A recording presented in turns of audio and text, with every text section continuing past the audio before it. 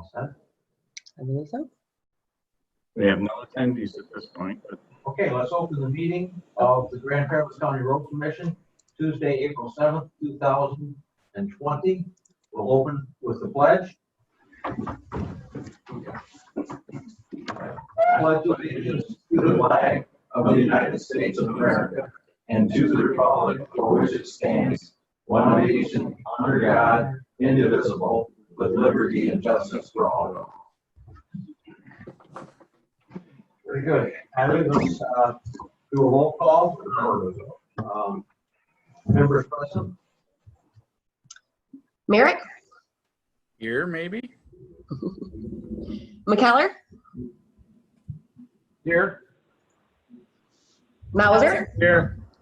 Gilman, Here. Brown. Here. All right. Approval of the agenda. I would move that we approve the agenda as presented. Support. Motion by Jason, seconded by Mauser to approve the agenda. We'll do a roll call on that, please, Kylie.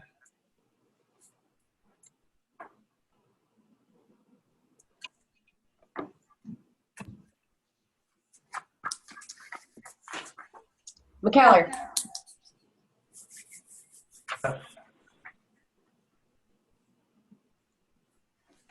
Didn't hear him, did you? He said yes. Okay. thank you. Mauser, Yes. Gilman, Yes. Merrick, Yes. Brown. Yes.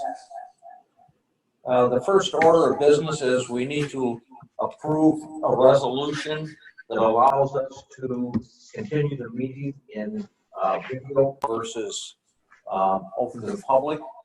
Resolution 2020-04-03. I would move to adopt that resolution. I'll support the adoption of the resolution as read. Okay, we'll do a roll call on it, Kylie. With everyone. Mauser, Yes. Gilman, Yes. Merrick, Yes. McKellar, and Brown. Yes. All right. Next item, conflict of interest. Anybody have any conflicts of interest? Nope. Hearing none. This typically is our time for first public comment. Kylie, read the rules, please. Any person may make an advanced appointment with the board regarding road commission topics for a regular or special meeting in accordance with the Open Meetings Act. If an appointment is made, the topic will be an agenda item. The following applies to public comment. Please state his or her name and address.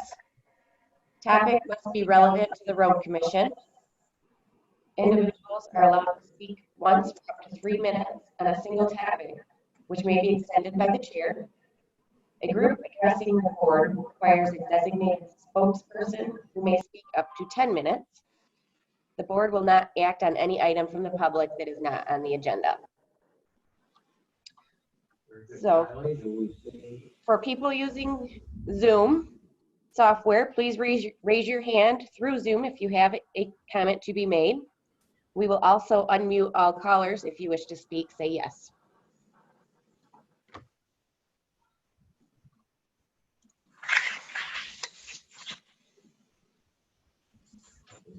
That's right.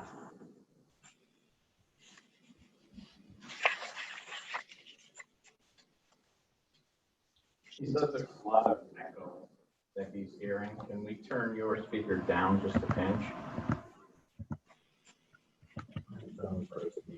Yeah. Okay. Is that any better, Ron? I can't hear anybody.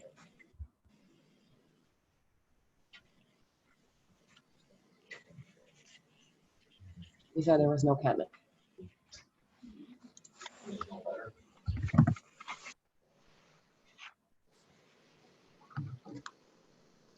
Okay. Are we okay? Yep, no comment. Okay, no comment. Item 6A, appointments. There are no appointments this evening. I would entertain a motion on the consent calendar. Move to accept consent calendar. Support? Motion and support. Are there any items that anybody would like pulled? Do we need to have the consent calendar read, or is it fine since we've all got it who's participating? Can you say that again? Again, Andy. Do we need to have the consent calendar read like we typically do in a meeting? Or because we're all everyone here has the written? We'll go ahead and have Kylie read it, and that way it's out there for anybody that wants to see it. That's fine. Thank you. Carl, Yeah. we need to have the slides advanced.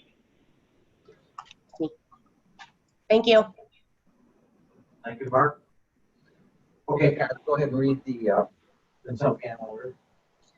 The consent calendar is used to expedite business by grouping non-controversial items together without discussion. Requests by any person present to remove any item from the consent calendar for full discussion as agenda item are automatically respected.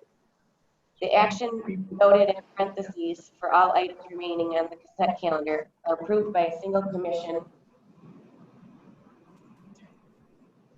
action adopting the consent calendar. The manager recommends the following items be adopted.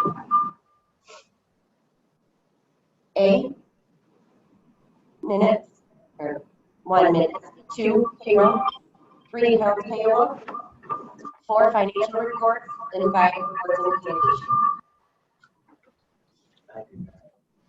We do have a motion and support for the consent calendar. I will ask again, any items that anyone would like removed? Andy? No? Mark? No? Jason? No? Bill? No. We'll do a roll call on it, Kyla. Okay. Gilman? Merrick? Yes. McCallum? Yes. Mauser? Yes. And Brown? Yes. Item C, there are no items removed. First item on the agenda is agreement to purchase the Fulton County Road Commission's 2020 Rural STP funds. Wayne, we'll have you explain that real quick, please. Yes, thank you. Can everyone hear me okay? Yep. All right, thank you. So a couple meetings back, we presented this information to you that we would be seeking to purchase federal aid since we were unsuccessful at selling our federal aid. And so since our project was going to have federal aid, we're going to be going through that process. So we had the opportunity to try to take advantage of purchasing additional federal aid at 80 cents on the dollar. Fulton County was still looking at selling. And, so we've got the agreements rolling through. This is the full agreement here.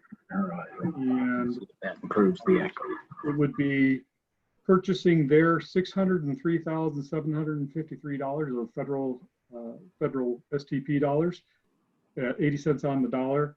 So we would be purchasing that for $483,002.40.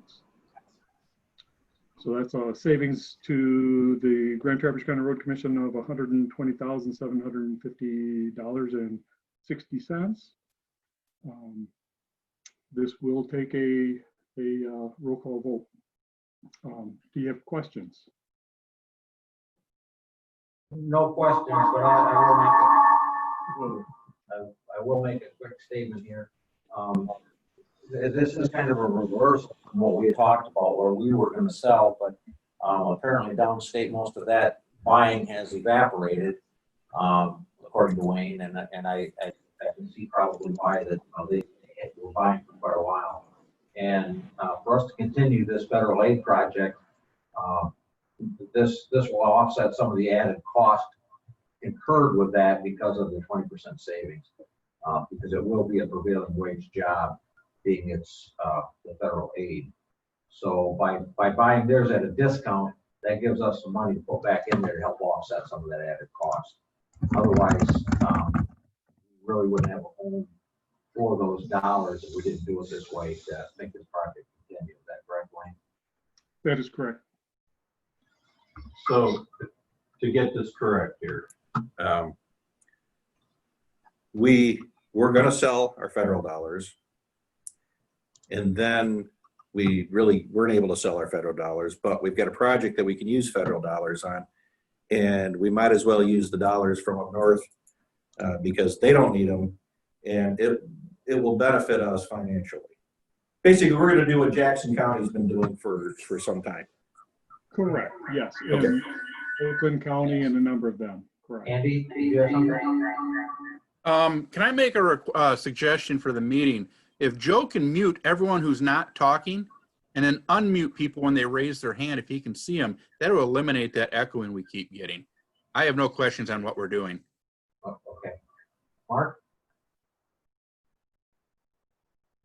No question. I'm good. So I guess we need a motion. Motion to accept the resolution as written. Support. That was Merrick. Yes. Any further comments from anybody? We'll do a roll call, Kylie. Has everybody seen it? No, the screen has left, but we can see each other. There's a dog there. Well, we can't see. And just for clarification to the board, this agreement you will need to either appoint Brad or myself, someone to sign this agreement in Fulton County. He's saying we need to appoint somebody to sign it or you sign it. Correct. Oh, okay. We'll approve it first and we'll approve somebody to sign it. Okay. That makes sense, I believe.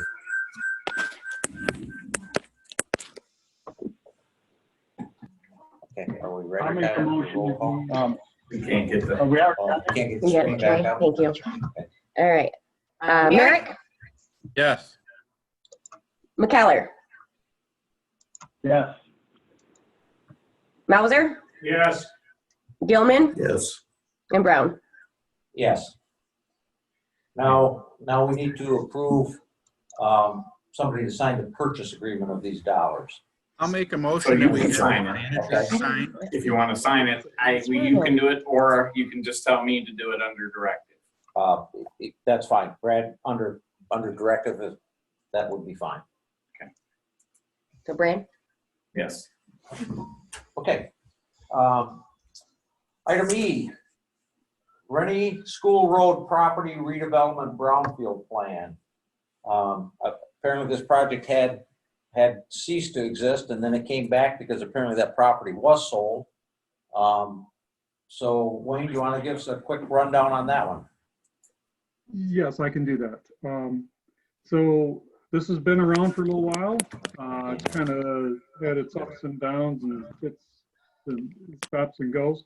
But they've gotten new purchasers for the property. So the Brownfield Authority, they have all their projections in and they are not foreseeing any problems whatsoever with the reimbursement of dollars that we would be putting up front in order to bring this project to fruition. We would be contributing dollars as well as the contractor H&M and Blair Township. We'd be contributing the most at a little over 78% initially, to the tune of $263,572. The Brownfield Authority, once then those properties are sold and monies are coming back in to the Brownfield Authority, then the contractor gets reimbursed, and then the township, and then us. But by all the numbers that they have calculated, that is not going to be any kind of a problem. And this, I believe the draft agreement for this has been sent from the Brownfield Authority over to our legal counsel. Is yours on? No, Mike is on. So are we okay there? Okay.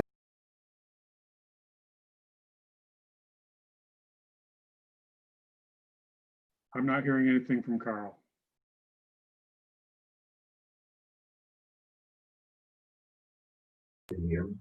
Wow. I can't hear anything. And that was as low as your speaker could go, Jason? Right now it is? That was as high. Okay. Can you hear me now, Wayne? Yes, I can. So us recapturing our funds through this is anticipated to be a little quicker than originally thought, is that correct? Get out of it. That is correct. And there doesn't appear to be any question at all that we will recapture all of it. The benefits to the road commission, I think if we recall from previous meetings, was that Stadium Drive will be extended from the commercial park up to Rennie School Road. And Rennie School Road will be widened to a 3-lane, so it would have a center left turn lane through that area. The benefits to the public are going to be dramatic in that will now provide a connection from the ballpark, the entire commercial development area down there, out onto Rennie School Road and out to 31 at a intersection under traffic control lights. Okay, and then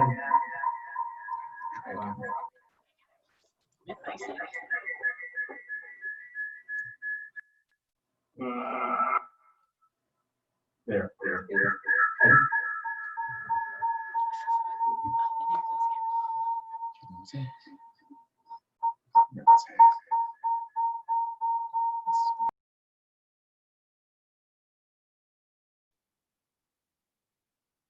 our portion of that is going to be center turn lane. Is that correct, Wayne? That is correct. Yes. Okay. And that was what was discussed before. So that part has not changed at all. Correct. So anybody have any discussion on that?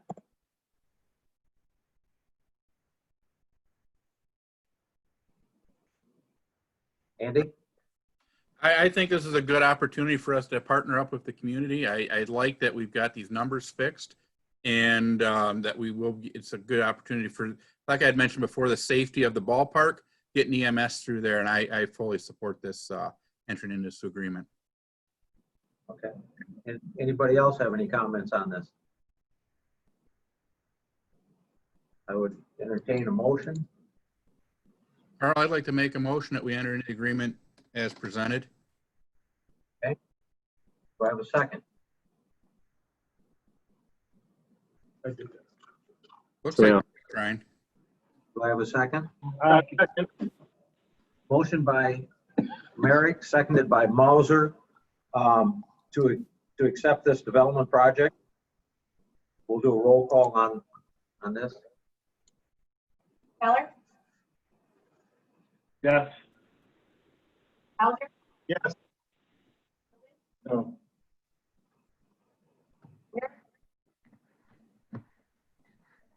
I didn't. Yes. And Brown. Yes. All right, item F, resolution number 2020-03-02. This resolution is for the amendment of our Act 51 road millage for 2019. Road mileage, excuse me. Brad, did you want to comment on that? This is just the annual certification that says that we agree with the map that MDOT has provided to us and that we are under the control of all these roads are all under our control. It says that we will be collecting our MTF revenue. It's a requirement every year that we do this.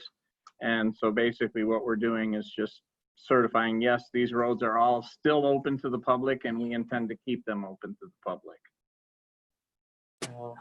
I would move to adopt resolution number 2020-03-02. Merrick, seconds. It's now on the left. Okay, motion by Gilman, supported by Mauser to accept the Act 51 map and approve that for the 2019. Any further discussion on that? Hearing none, we'll do a roll call. Bowser, Yes. Gilman, Yes. Merrick, Yes. McKellar, Yes. and Brown. Yes. Now this time I will, this is item G, this is millage, not mileage this time, it is millage. Millage language approval. This is rewording and rephrasing from our attorney so that we can present that to the county commissioners for approval to be put on the ballot for this fall. This would be a renewal. Brad's going to comment on that briefly. We have taken our millage language to our attorney. She reviewed it. She corrected it for the Headley rollbacks that have happened so that it explains where we are on the final amount back up to 1 mil at the beginning of the millage. And it is all legal according to the new requirements for that. So in addition, it's been sent to Chris Forsyth and Kit Tholen, and they've both reviewed it and they both approve of it also. So they are aware that it's coming their way. Traverse City has received a copy of it after Kit and Chris reviewed it. So they are aware of it and they will be passing it at their next meeting. So that this will, both the city and the county, who are the two major holders, will both have approved it. We still have to forward it off to Kingsley at this point. After tonight, we'll send it to them and let them know too, so that they can be on note as supporting it. Village of Kingsley? Yeah. Do we have to do Five Lake also? Yes. Okay. Yeah, so we will get that to them once we approve it, and we will let them at least know that it's coming and they are aware of it so they can approve it also. Effectively, the approval is for us, as we're putting it out in front of the county, we are kind of the driving force behind it. And the city is another obviously big player in it, so they are behind it also. I have a question for clarification. Comments from anybody? Carl, I got a question for clarification on this. Go ahead, Andy. This is simply a renewal adjusted for Headley, correct? So we're not raising it, we're not lowering it, we're asking for the same that we've gotten the last couple of times, correct? We originally went out for 1 mil, and that is exactly what we're asking for again, yes. So Excellent. it is not an increase from our original ask. It's the same amount of mils. That's what I thought. I just wanted to make sure. Thank you. Yes. All right. Did you want to make a motion? I'll make a motion that we send this over to the county to request them to put it onto the ballot for November? November, correct. For the November election 2020. Support. Motion by Merrick, supported by Mauser, to send the millage language to the county commissioners. Any further comment? Art, anything? No. No? Okay. Roll call? Gilman, Yes. Merrick, Yes. McKellar, Yes. Bowser, Yes. Yes. Okay, item H, recommendation for material/service bids. Brad? This is basically our materials that we use for all of our road repairs. They're going to various different companies. In fact, some of the same materials are being awarded to 2 different companies based on where they are within the county and where our projects are within the county. So when we figure out how far it is between them, if it makes more sense to get it from the closer pit because we're here, or if it makes sense to get it from the slightly farther pit because it's cheaper, we will analyze each time we decide to get materials to make sure that it is actually the best deal for the county. In addition to this, I believe attached to it, you have the award page, which talks about each of these individual bids. There's also, our UPM for the cold patching. We have tree trimming service, stump grinding, and tree removal. We also have a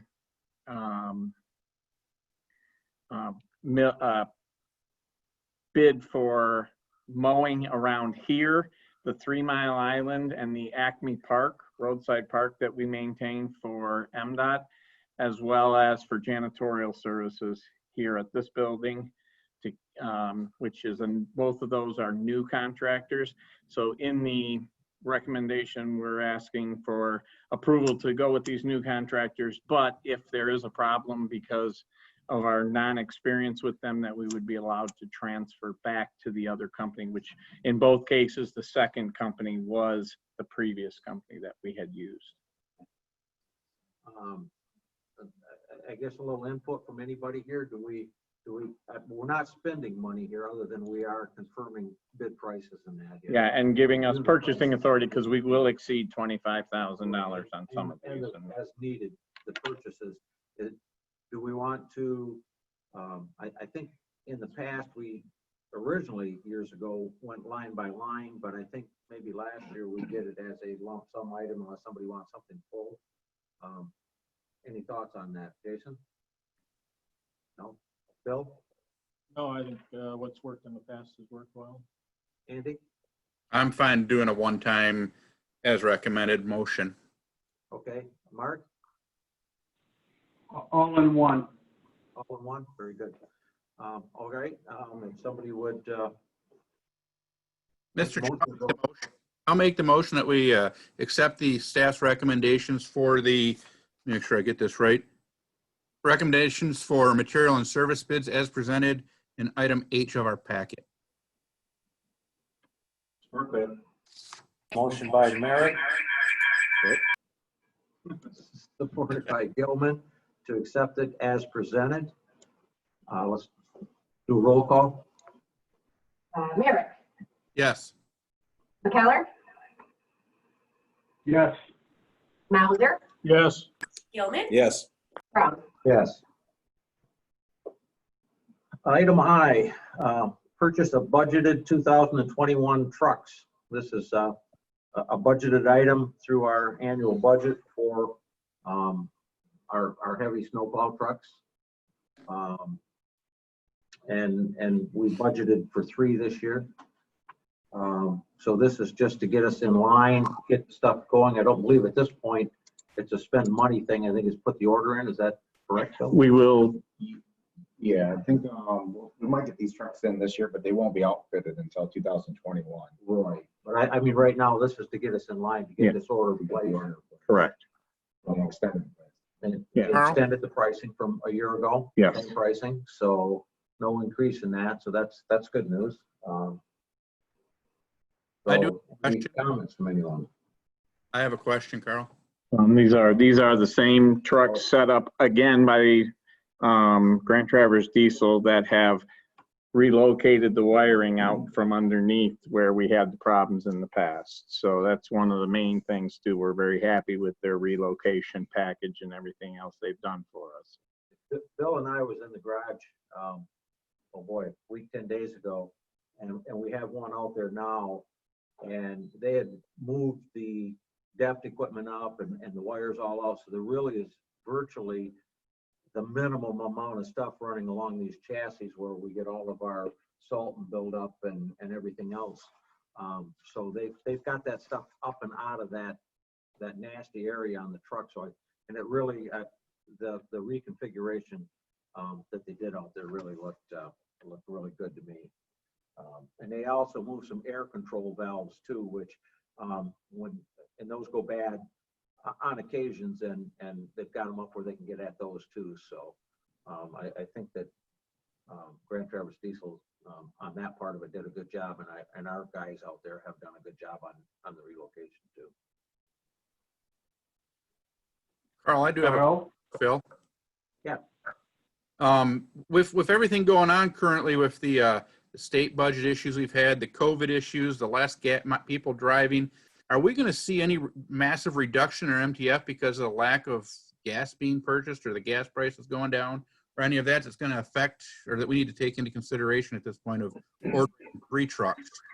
The only thing that I saw was a couple of days ago, CRA put something out that maybe we'd see a 5 to 10% reduction per month. That, you know, the stay home is in place. Well, if, you know, that being said, if, you know, I think once we get, you know, that's probably even once that gets lifted, I think it's going to take a little bit of time to get things halfway back to normal. So there will be a decrease in our Act 51 dollars. No question about it, Andy. And I had talked to Phil, oh boy, that week 10 days ago also with that same question. And we're lagging behind. Our payments are what, about 3 months behind? Is 2 months. 2 months behind. Get in the June payment. So we'll see how much it's going to affect come June. But if we get back up and running, it should be hopefully just a 3 or 4 month blip on this until we get back up to speed. So Phil's comfortable with this budget item and is still spending this amount of money. And Okay. Carl? Well, I'm going to turn, okay, alternately, are we going to be seeing a decrease in some of the damage done to the roads? Because, I mean, all of this happening in our freeze time. Oh. I mean, honestly, this is when the damage happens. Right, that's a legit statement too, Jason. I believe so. I think So I don't think we're going to be out anything when it's all said and done. right. It's yeah. In the big picture of things, I agree. Hey, Carl? Can you hear me?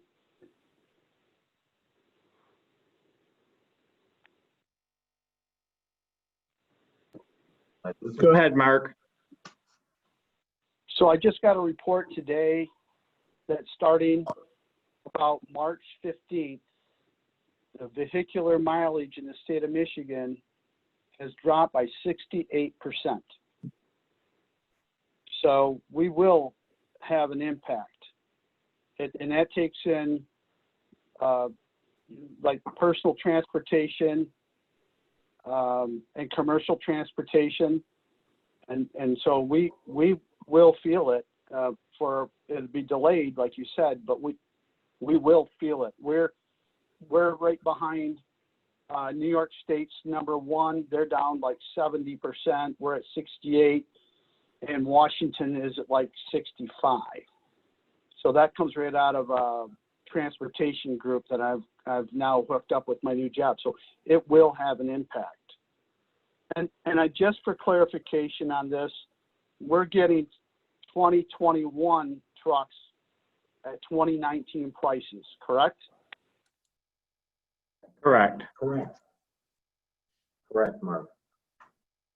And like I said, I did talk to Phil the other day on that when we were talking about the Kingsley building, and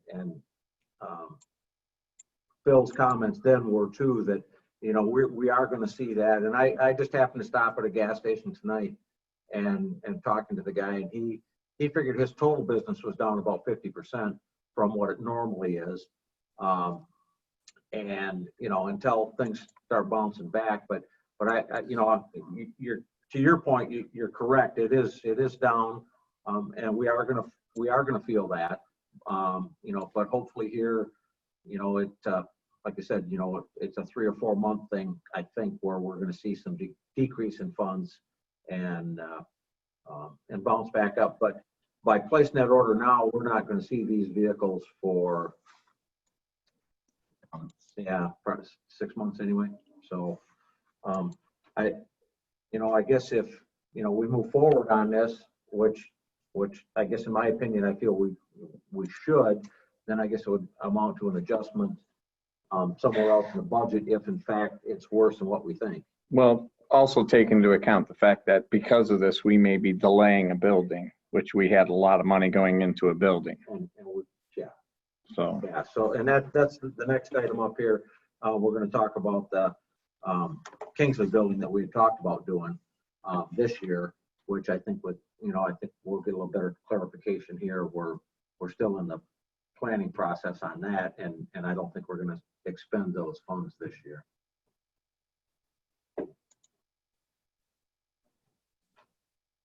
Any further comments from anybody?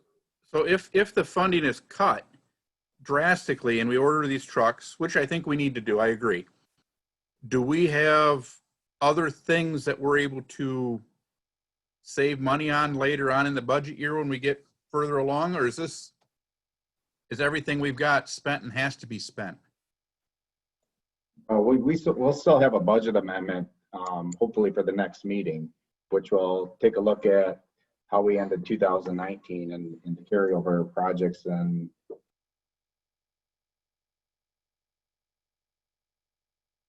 So storm. $172,000 isn't going to kill us.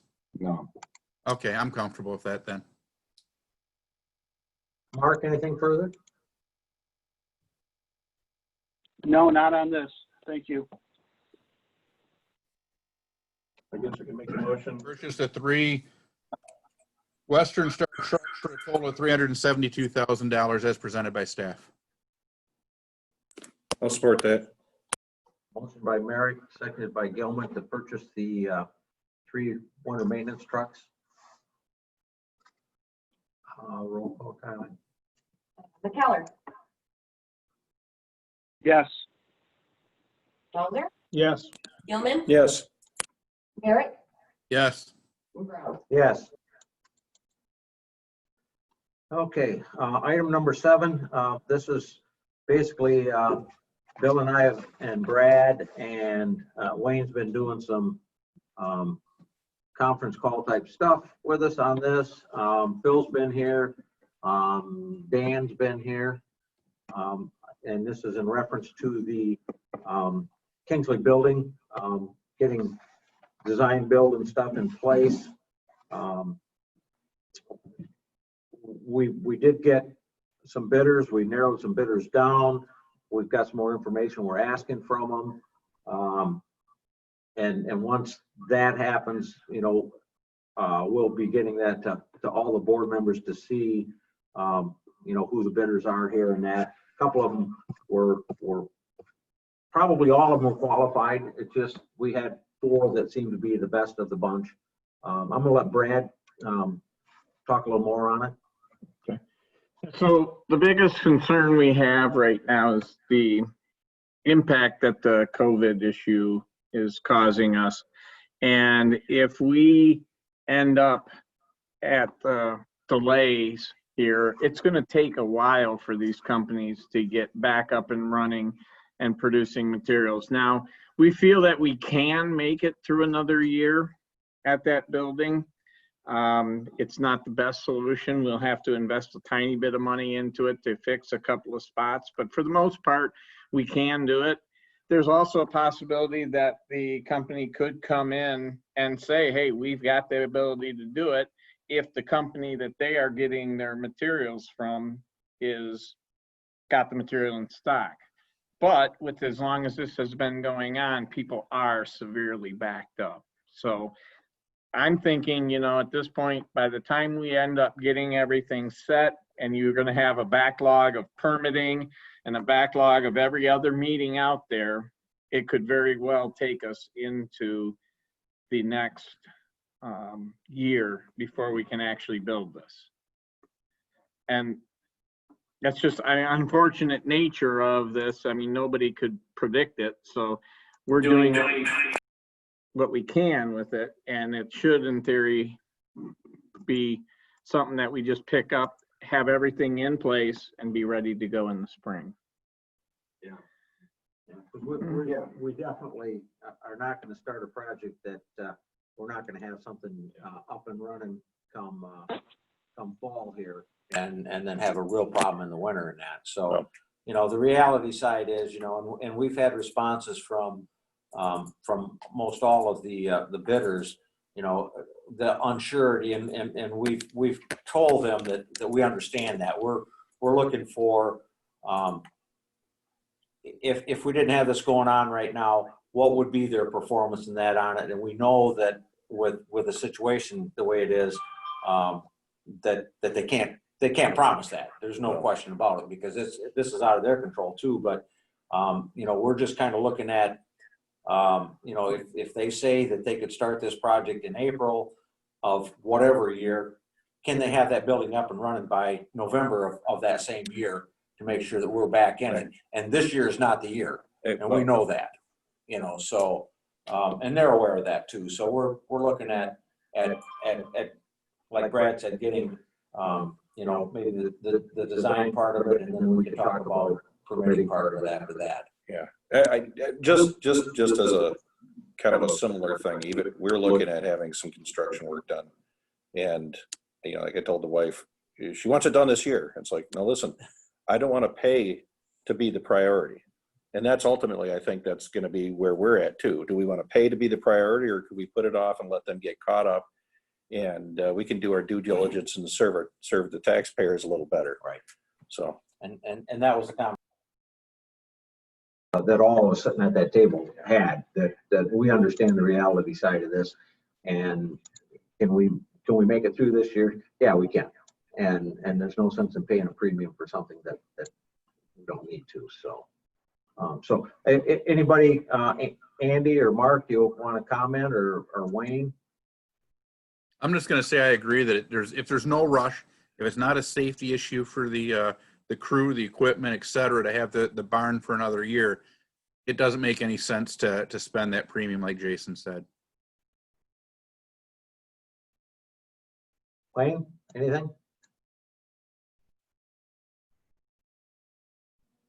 Can't hear him. Okay.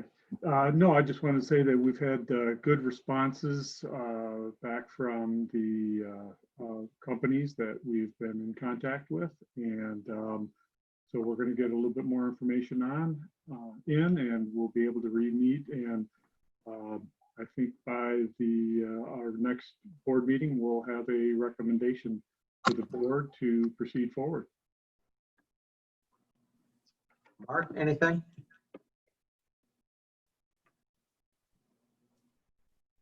Shut it down. I'm thinking that they may have a lot of businesses that they had lined up that are not going to follow through. And we're not one of them. We want to follow through. So there might be not as big a demand as we think coming out of this, because of the uncertainty of the economics and people just canceling jobs. So it could go the other way. They could be looking for work. But I guess we'll wait a month and see. We're not in that big of a hurry. Right. We had submitted some more questions for them, or Wayne sent them out to them, to the 4 that we had. And we should, what is that, next week, Wayne, we're supposed to get that back? Or this week yet?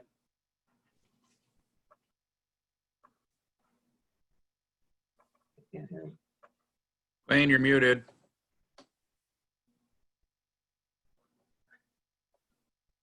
There you go. Sorry about that. Yep, I had to reach onto the floor for my paperwork. We were requesting information back yet this week. And so by the end of this week or beginning of next week, we'll be able to re-meet and go over that additional information. Okay. And to Wayne's comment too, the ones we've reached back out to were very responsive, very quick replies back. We had a series of questions, and they all got right back to us. So, you know, they've got lots of time here right now too. They're not doing anything, and as far as any big job starting in that. So hopefully, you know, we'll get some answers back. We're looking at a couple of businesses that are local here, and a couple that are a little further out, but not that far out. So we had a good response. We were happy with that. So I guess that's about it on the building. Mm-hmm. And so now commissioners' comments. Andy? Ron Roloff just asked about the long line painting. I just want to make sure that everyone knows that my motion for the recommendations for purchasing and everything else did include that long line painting so that Ron is able to alert those vendors as well. Okay. Mark, anything? Yeah, because I missed the last meeting and there was an update on the wash bay, and there's been a flurry of email activity flying back and forth. I'd like to get an overview of what we can talk about concerning that this evening, and then if we need to take it to council and go further, that's fine. But I for one need to be caught up. I'm not happy with the tone of the emails going back and forth. So I think I need to be brought up to speed, and that maybe there are other parties here that would as well. But keep in mind, I'm not wanting to hear all the dirty laundry. I just need to know, what is going on. Wayne, do you want to comment on that? You've been in touch with Green more than anybody, and I see I got one today from you, but I haven't read it yet, so. Yes. Yeah, so in January, at the end of January, we finally had a good meeting to where we had both the contractor and the subcontractor, Hydrochem, present. They finally kind of figured out a workaround on the garage doors that kept triggering and shutting down the system, and we've been having that problem for some time. So they developed a workaround because what was happening was, as the entry door into the wash bay, as the vehicles go through, then that door gets a signal to start to shut. It would start to shut. There was so much water that would get sprayed up onto the door that as it was coming down and shutting, there's a flurry of water that comes down in front of those photosensitive eyes of the door, and it thinks that there's something blocking in the door. It would stop the door. It would send the door back up. That shuts the system down. So the workaround was they triggered the entry door to go down at the same time as the exit door. So vehicle now goes all the way through the bay, and then everything can kind of shut down. That was working, the system was working well until early March, when a motor burnt up out there. That motor has been received and swapped out, and so they're getting ready where they can kind of do a little test onto it. But what we've had in the meantime is we're wanting to get the electrical fully checked out to make sure that that's not an issue. One of the things that's stopped this project from being able to get closed out is additional requests from the electrical permitting agency that they want load calcs. Now, that's not a normal part of anyone's operation, so it's nothing that would have been automatically covered in the contractor's bid, nor anything automatically covered in the architect's contract. So that's something that's additional. There's been a large fight dealing with electricals for quite some time now. And there was a bit of a disagreement between the architect and the construction and the contractor as to some of those items. And there's one item that specifically called for was about $7,500 that the electrical inspector required some shutoffs for the blower units to be mounted outside of the wash bay. And that was something that was not in the contractor's bid, nor the electrical subcontractor's bid. But it's something that the electrical inspector required. So they were wanting an extra for that. Our architect recommended that be denied, and based on that, we've denied it, and we've consistently denied it. they're still fighting us on that. So as we've moved forward now, aside from the argument of when they considered the project operational and the warranty, 1-year warranty start, they're saying that it's that warranty period is over. We're saying that it would have started on January 28th when we finally acknowledged that finally everything was working right. The cost for that amount of work to replace the pumps, because they flat out told us nope, they were not going to do that.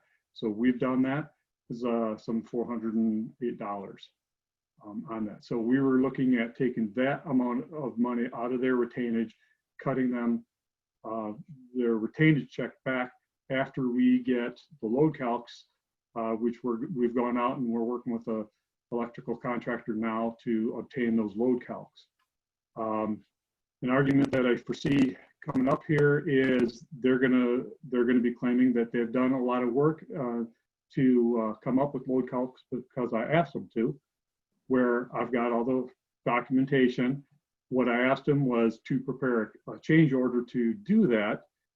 They answered back they would, and they would get me an estimate on that, and which they just never did. So anything that they've been doing has not been by authorization. So we've now sent them an email as of today, this afternoon, that we're considering everything done with them. As soon as we get the electrical load calcs figured and that we're in the electrical inspections passed and they aren't requiring anything different on the electrical, then we're going to cut them their retainage back minus the labor that our forces did to replace that pump. Wayne, how much we talking about taking out of their retainment? How much dollars are we talking here? For the labor of the replacing of the pump, that was about $408.82 or 85 cents, Phil. Yeah, somewhere around there. So this has been going on for quite a while, and it seems like people are like monkeys throwing dew at each other over the fence here. And I think that we're just like creating a negative situation over not a lot of money. And I appreciate that you want to cut these guys off, but just my feeling as a commissioner that this is not a battle worth fighting. And having you know, the people in the trades feeling the way they do about us over this kind of money. You know, I don't know the details, but from an overall perspective, my thought is that we just pay these people and make them as whole as we can. And then we cut them off. We don't use their services, and that we find somebody that is fresh, can have a fresh set of eyes, look at it, and give us the recommendations and have them back up their work. So if we have to go outside our area, that's fine. But this, unfortunately, this wash bay has been nothing but an albatross from the very beginning for all of us. But let's try to just close out this with these guys, not go overboard on the amount of money, and just get new players in there. And it sounds like we got an issue with the county electrical inspector too, that may not be either contractor's issue. So you throw that in there too. So that's just my opinion. It's been going on for months, and I think we need to cut bait here and run and get new people and make these people go away, pay them. Although you can claim it wasn't unauthorized, they were trying to help us, and now we're kind of sticking it to them. That's kind of what I get out of all that back and forth. And I don't know what anybody else's opinion. I'd love to hear it, but that's kind of how I'm looking at this from a business perspective.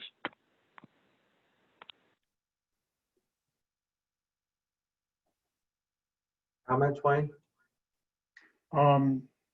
I serve at the pleasure of the board, so if that's the direction, I can easily do that, and I can respond back to them in very short order. And your opinion or your feeling would be to kind of go back to that previously denied change order 10, where the electrical subcontractor had to add in the additional cutouts as well, correct? Then that was about $7,500. Well, that's what he's, now I thought we were talking like 400 here is what you said, but now you're talking 7,500. Well, there was the change order number 10 that's been being argued about for some time. That's $7,500. The $400 was for the labor that our forces did in order to change the burnt out pump. Right, and this is a local business, correct? They are. Yeah, I said, guys, for $8,000, I know money doesn't grow on trees, but we've made other decisions. I think for $8,000 out of principle, we ought to pay Green, get them out of our hair, and turn to somebody else. If, you know, based on Wayne and Brad's recommendation and other people that might be involved in this back there, and get a competent company that hasn't been, you know, going back and forth with us, a fresh set of eyes, and get this bay working properly, because truthfully, it hasn't worked right since the beginning. We all know it, and we really just need to get it working right, because our bigger investment is in a total project. And I think we're just going to spend a lot of time scrapping with this guy, and bad rep for us. And then, you know, he's on his chin, obviously, in small business with what's going on. And I just don't think it's worth a fight.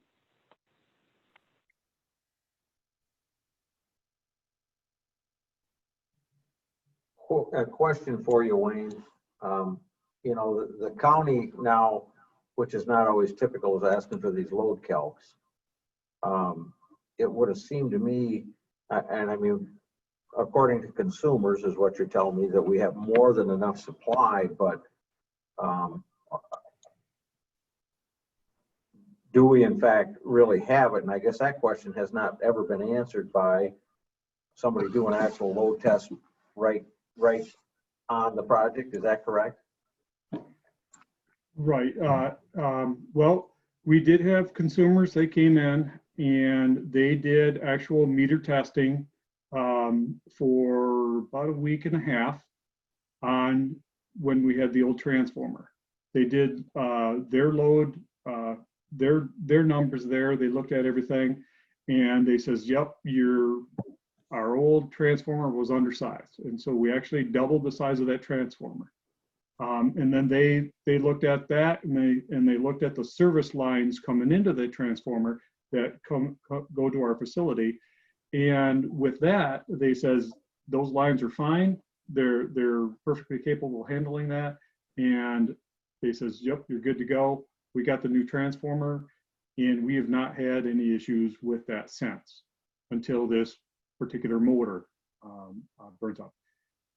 That motor has been shipped back to the manufacturer. I'm sure they're going to do some diagnostics on it.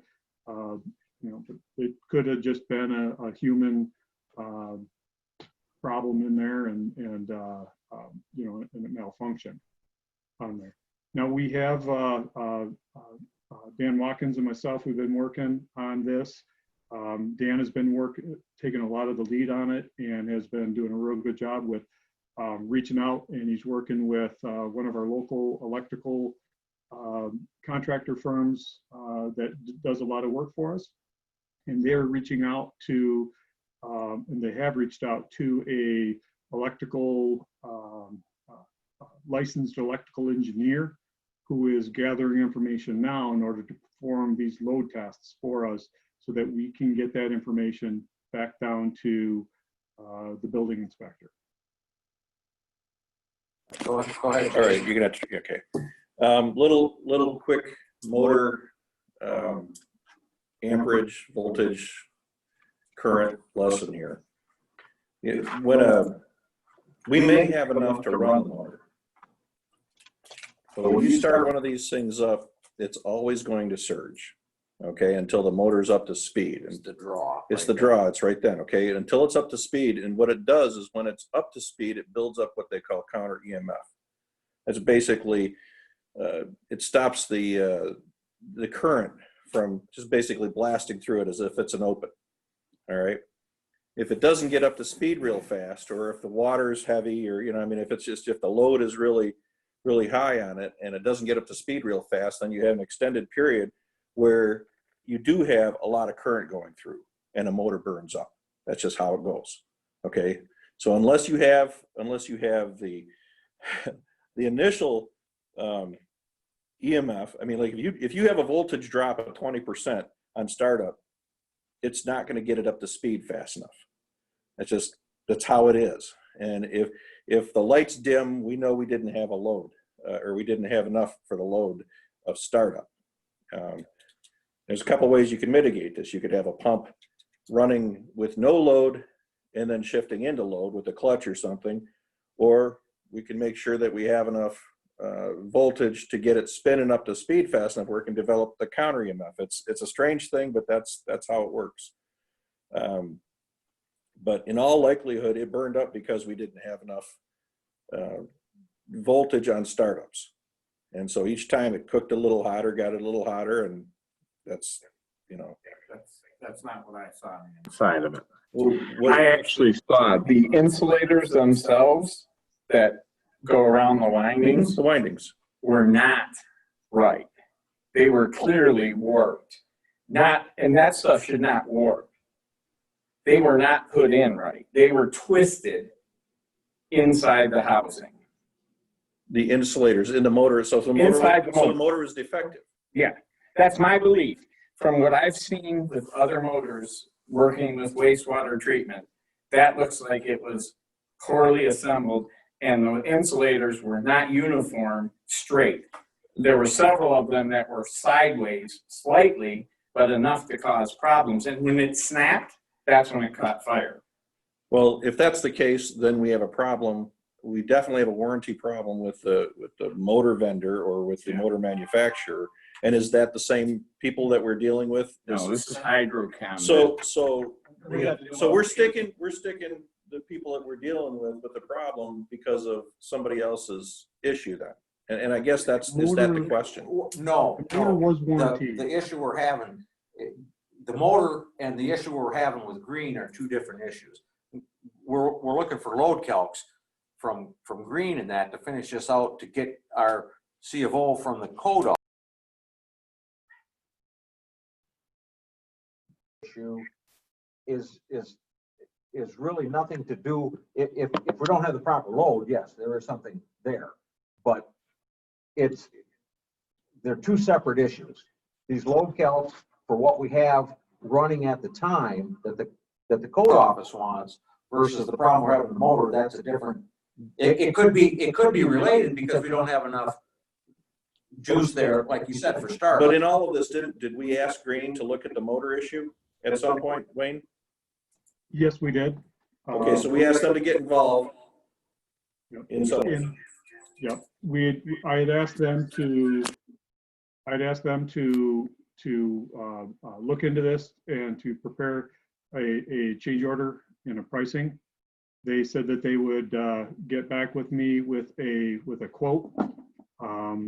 Instead, they came back with 2 pages of a lot of he said, she said, but not the actual quoted information fully into there. As we started having COVID-19 things happen. So I wasn't able to get back to them right away. And then it just kind of proceeded. And so we are at this point in time, or in between there, we had gotten an email from them to say that they just kind of didn't want to be involved and didn't want their name on anything with load calcs. So I said, okay. And we are off working with another firm to get those load calcs. The motor has been warranted by Hydrochem, so that is not an issue. The only thing we were looking at there was the labor to actually pull the old motor, put the new motor on, which our forces have done. So for Green, they didn't provide any additional information, and without saying it, they may feel that this is something that they can't do. They don't want to be responsible. They don't want to stick their neck out any further on this because they know there's something wrong. I don't blame them. I would leave too. So it goes back Mark, to. Hey, Mark, let me interrupt you just a second here, though. If in fact let's say there is something wrong here, and it has to do, when they do the load calcs, they figure out that they didn't have enough supply there, or, you know, you have voltage loss when you have long lines too. You know, the further you run away from your transformers and that, you get a voltage loss right there too.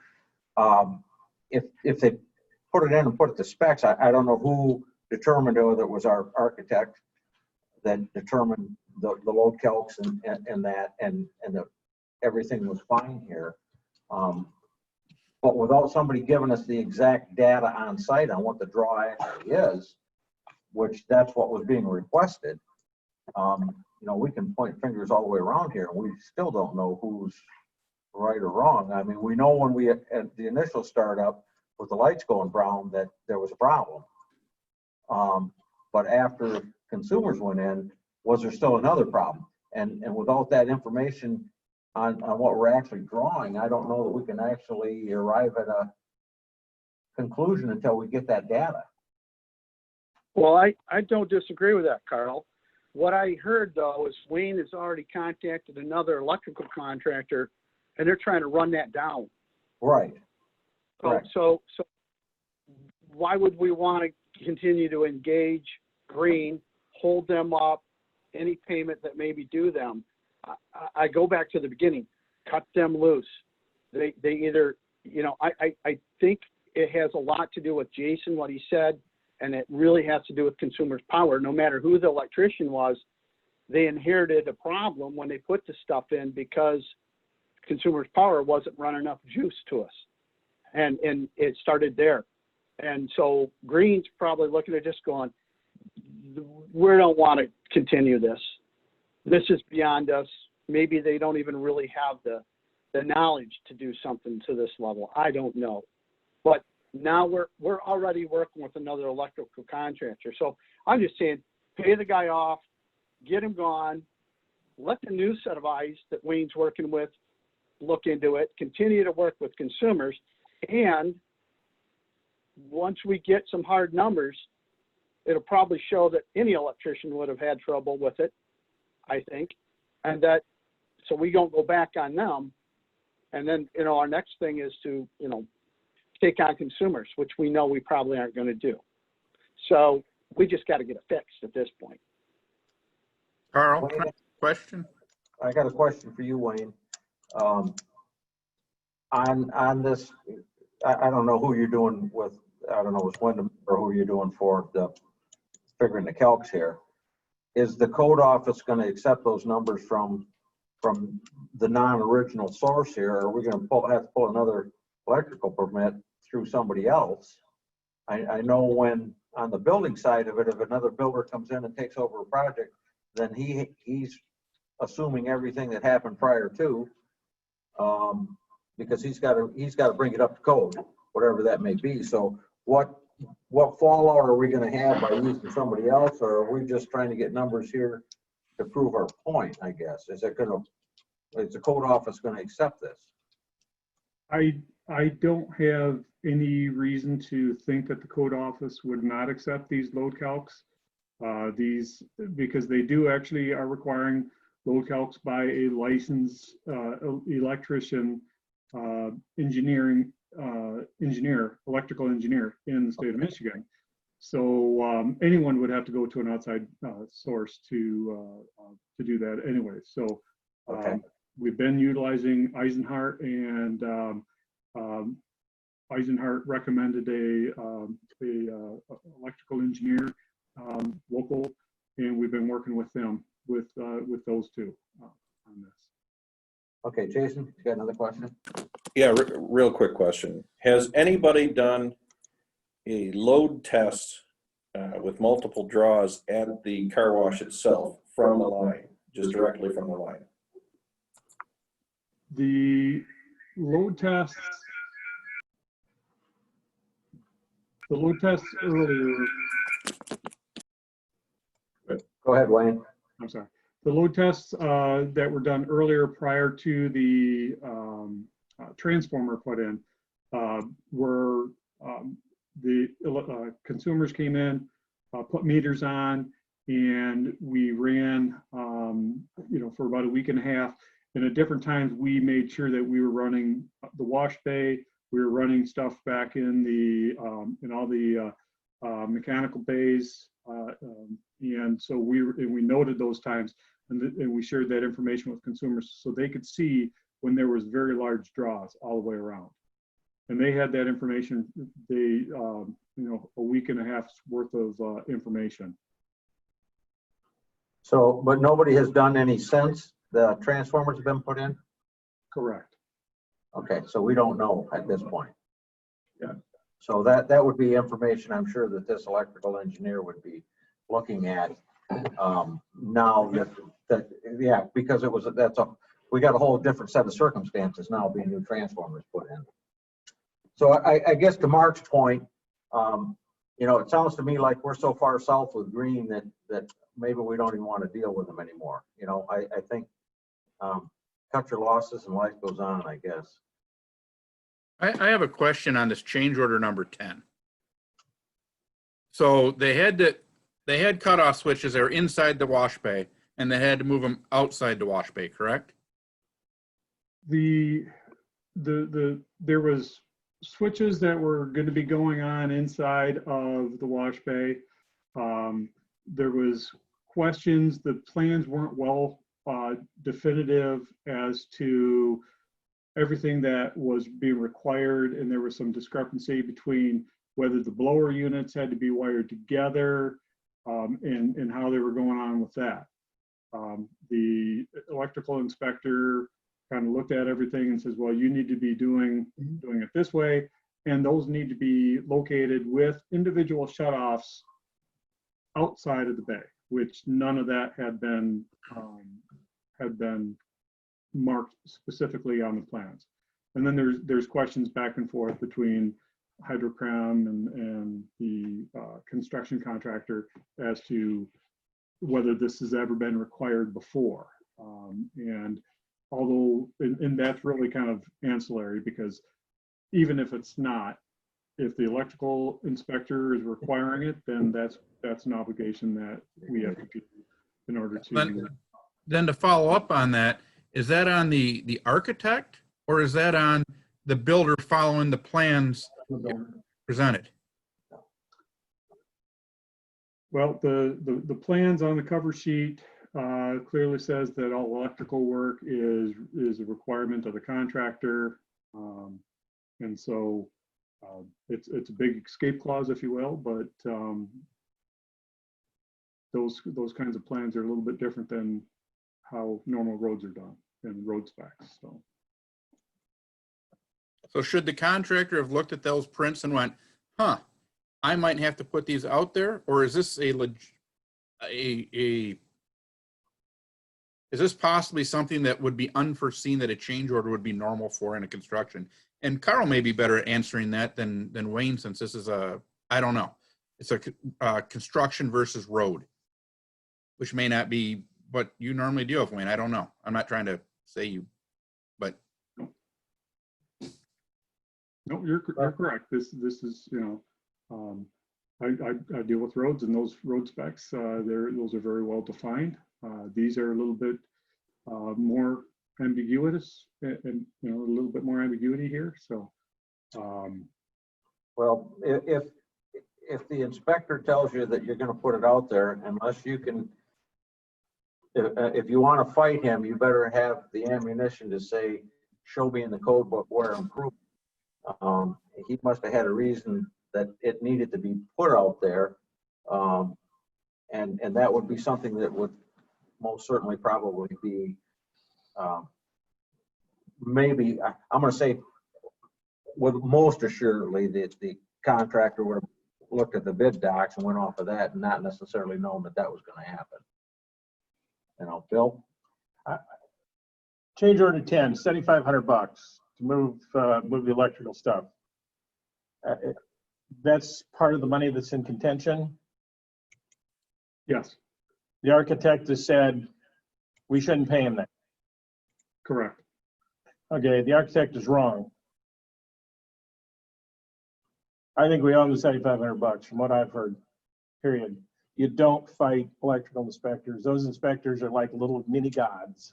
You could fight it and maybe you'd win, Right. but it'd be 2 or 3 years down the road and you've made numerous trips to Lansing with God knows how many experts to try to conflict it. So, yeah, you could probably fight it, maybe you'd win it, But you paid more but than you'd $7,500. lose. Yeah, I'd we say can- we all can, from what I've heard. Well, this, The 408, as far as what we spent, changing the motor out, I guess that's chump change, and if that's the only bone of contention left, I'd say we suck it up Right. and bid adieu to Green and to JVL and get the local ourselves and whatever information we need to satisfy the building department. Okay, Period. let me go through a couple of things here. To Jason's thing, a consensus here. Get Green paid off and get him out of our life. Jason, yes or no? Yes. Yes. Bill, yes or no? Yes. Andy, yes or no? Yes. Mark, yes or no? Yes. Carl, yes or no? Yes. So we'll get Green out of our life. $7,500. To Bill's point, we'll do a yes or no here again. You want to fight it, you're going to lose money in the long run. It's that same thing of, you know, do you take somebody to court to get $2,000 and it costs you $4,000? So, yep. So, Jason, yes or no? Pay the 75? Pay it. Andy, yes or no? Yeah, I agree with Jason. Bill? And Mark? Yes. Carl, yes. Okay. Wayne, you're working with Eisenhower, is that who you said you are? For Eisenhart. Eisenhower? Yep, and And he is an electrical engineer, or the firm has an electrical engineer involved? they recommended we have an electrical engineer that we're working with along with Eisenhart, and so we are making good progress there, correct. All right, well, let's see, to Mark's point too, let's see if we can fast track that, figure out what the heck's going on. Let's, you know, I'd love to be running that thing, but if we're underpowered, we're gonna have another motor go out. I don't, you know, Brad's confident that it was a defective motor. I have no idea, let's just fast track this thing so we can get that thing up and running properly, whatever we got to do here, because it's, like you said, it's a big albatross that's not going anywhere. We'll get it done. We'll work with Wayne tomorrow. Everybody happy Carl? with that? Carl, one final question. Wayne, Brad, have you guys been over to American Waste over in Garfield Hydro Park and seen their wash bay and talked to the people over there as to who they had put it in and all the players and what's going on, if they've had issues? Because it's not very old. I didn't even notice it till today. I was in there. It was the first time I've noticed it, but it's pretty new, and it might be worth it just to talk to them, because they run way more vehicles through it than we do, bigger vehicles. So I'd love to, you know, who they use and contractors, and if they've been having problems, just as a point of reference, might be worth a visit over there, a call. But it wouldn't, I didn't even know they had one, Mark, and I hauled trash in there, so it must be fairly new. And my understanding is that is a hydrochem system there. I don't know who they had construct and put it all together. I'd be real curious to see the length of theirs. My understanding on our facility is we've got 10 pounds of stuff put into a 5-pound bag. We're just too short, and so systems are fighting each other. Everything from the doors to the blowers at the end, so. Wayne, it holds. I watched him. I got out of the truck and watched the truck go through. Guy guided him in a full diesel, the full length cargo carrier, the full 18-wheeler. The whole thing was in there the whole time. And then he just drove it out and finished it off. So it's long. Go check it out. It's right over there in the Garfield Hydrator. Right when you drive in, you go into the back, it's there. I can't miss. I'm familiar with it. Yeah. Okay. Okay, so I think we've got our plan in place for that, I believe. And, you know, so life goes on and, you know, unfortunately we've got what we got. Let's get this thing so it runs. That's the main thing. Let's get it up. Last comment I have is I want to make absolutely sure to say this.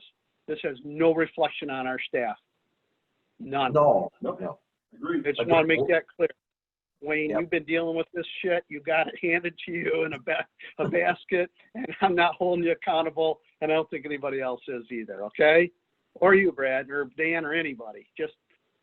It's just one of those. Carl, I would like to add on to that I appreciate Wayne following through with this as thoroughly as he should and can, based upon his background. This is not what Wayne deals with on a day-to-day basis. And he's doing what he believes was right. And it's us as the board who have stepped in and said to do it differently. And I do appreciate Wayne being so thorough and watching and making sure that things are, you know, we're not just throwing money away. And this was a decision made by the board to try to get this resolved quicker than maybe you would have without our direction. So thank you, Wayne. Bill? Yeah, I want to give, I guess, our guys in back a big old attaboy for the ingenuity and what they did as far as removing and replacing that electric motor. The little gizmo they came up with was great, and they've looked at it since, and I guess it's going to help them do other things, and it'll make sure we don't have a problem with this in the future. So, you know, as a good old boy in the back room, here's a problem, let's weld this sucker up and do it. And they did it. And they deserve a pat on the back because it was damn cute. You know, they talked about it at noon one day and it was done before 4 o'clock the next day. Attaboys to the staff out back. I mean, they're fabricators and doers. So, and because this was not, it's a 500-pound pump in an area where you can't get anybody around it. It's got a hook on the top of it, and it was amazing what they did. So, okay, we have any other comments from the commissioners? I make one quick comment. Sure. I'd also like to thank the people that we've been dealing with that are here in the office, particularly Phil and Kylie and Heather, and Dan, Rick, and Jennifer, trying to get through this, something that none of us expected being thrust upon us. It's taken a lot of time, but between all of us, we've kept the office running, and I'm very, very happy with the staff and what they've been able to accomplish over this pandemic that we're dealing with. So. Okay. Well, I've been, if not daily, every other day in touch with Brad, following the news and everything else. And Kylie and Heather have been doing some extra duty, sanitizing and that's out of their scope of work. And I know other people in the building have, you know, and I thank them for that and everybody, even though, you know, everybody is doing what we can to keep our staff safe. We've given the staff some options. If they choose to not come in, they can go right to their truck. We can park their trucks outdoors. I think we've been, you know, trying to be as accommodating as we possibly can. We've supplied them with some stuff that they could take along with their lunches, water and drink and snacks and stuff, so they don't have to be stopping at a gas station or something. You know, trying to help them not do that. hopefully staff is, the back staff, in the garage is a little more difficult because they do sometimes have to get a little closer to each other, but I think they've been doing their thing too. So, and anytime somebody comes up with a suggestion, I think everybody has been just bending over backwards in concerns. They've been addressing them. Hopefully we're going to be seeing the downside of this for a little bit anyway. I'm hoping, and we'll go from there. And if anybody feels they've got an idea or whatever, reach out to Brad. Like I said, he's probably tired of hearing from me, but he does answer the phone yet, so he's still fine, I guess. So, anyway, we have at this point we have one more public comment. Do we have any public online? There's no public left. Okay, Ron. He met you too, Ron. Okay, and we do have to kind of break from our normal procedure of adjournment here. We do need a motion and support, and we do have to do a roll call on this. Motion to adjourn. Support. Motion by Gilman, support by Mauser to adjourn. We'll do a roll call on that.